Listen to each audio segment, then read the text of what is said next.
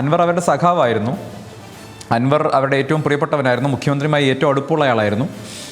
നിങ്ങളുടെ ഉള്ളിലുണ്ടായ ആഭ്യന്തര തർക്കങ്ങളെ തുടർന്നാണ് അൻവർ പുറത്തു പോകുന്നതും ഈ നിലമ്പൂരിൽ ഒരു തെരഞ്ഞെടുപ്പിൻ്റെ സാഹചര്യം സംജാതമായതും. അതിന് നിങ്ങൾ UDFനെ കുറ്റം പറഞ്ഞിട്ടൊരു കാര്യമില്ല.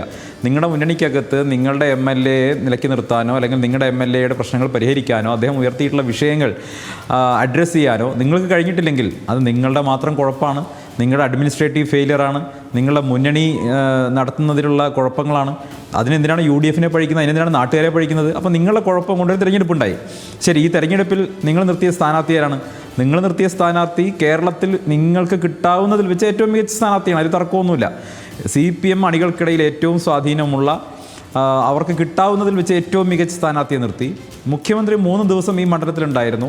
എല്ലാ മന്ത്രിമാരും വീട് കയറി ഇറങ്ങി, MLAമാർ വീട് കയറി ഇറങ്ങി. CPMൻ്റെ കേരളത്തിലുടനീളമുള്ള സമ്പൂർണ്ണ അണികളും ഇവിടെ വന്ന് പ്രവർത്തനത്തിലേർപ്പെട്ടു. കോടിക്കണക്കിന് രൂപ സ്പെൻഡ് ചെയ്തു. അവസാനം ഇപ്പം നിങ്ങൾ പറയുന്നത് എന്താ?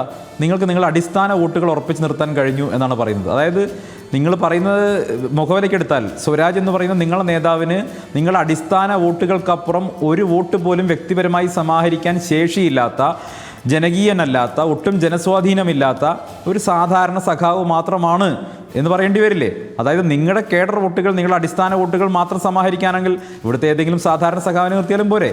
അപ്പോൾ ഇത് നിങ്ങൾ നിങ്ങൾ വാദിക്കുന്നതിലെ ഒരു കോൺട്രഡിക്ഷൻ എന്ന് പറയുന്നത്, നിങ്ങൾ ഒന്നുകിൽ സ്വരാജ് ഒരു സാധാരണ സഖാവ് മാത്രമാണെന്നും അദ്ദേഹത്തിന് വ്യക്തിപരമായി ഒരു വോട്ടും സമാഹരിക്കാനുള്ള കഴിവ് ഉണ്ടായിരുന്നില്ല എന്നും അദ്ദേഹം തൃപ്പൂണിത്തറയിലെ MLA എന്നുള്ള നിലയ്ക്ക് പരാജിതനായിരുന്നുവെന്നും അദ്ദേഹത്തിൻ്റെ MLA എന്നുള്ള നിലയ്ക്കുള്ള അദ്ദേഹത്തിൻ്റെ പരാജയം നിലമ്പൂരിൽ പ്രതിഫലിച്ചുവെന്നും നിലമ്പൂരിലെ ജനങ്ങളുമായിട്ട് അദ്ദേഹം ഡിസ്കണക്റ്റഡ് ആയിരുന്നുവെന്നും സ്വന്തം നാടായിട്ട് പോലും നിലമ്പൂരിൽ അദ്ദേഹത്തിന് ആക്സെപ്റ്റൻസ് ഉണ്ടായിരുന്നില്ല എന്നുള്ളതാണ് പോത്തുകലിലെ അടക്കം ലീഡ് നില പറയുന്നത് എന്നും ഒക്കെ നിങ്ങൾ സമ്മതിച്ചാൽ, നിങ്ങൾ പറയുന്ന വാദം നമുക്ക് സമ്മതിക്കാം.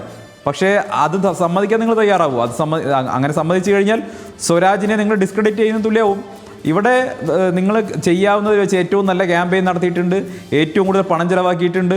മുഖ്യമന്ത്രി 3 ദിവസമാണ് ഉപതെരഞ്ഞെടുപ്പിന് വേണ്ടിയിട്ട് എല്ലാ പഞ്ചായത്തിലും പോയി പ്രസംഗിച്ചത്.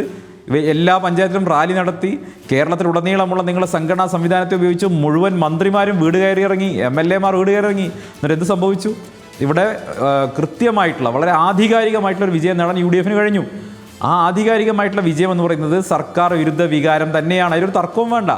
ഇത്ര ആധികാരികമായിട്ട് വിജയം സംഭവിച്ചിട്ടുണ്ടെങ്കിൽ അത് സംസ്ഥാനത്തുടനീളം നിലനിൽക്കുന്ന ശക്തമായിട്ടുള്ള ഭരണവിരുദ്ധ വികാരമാണ്.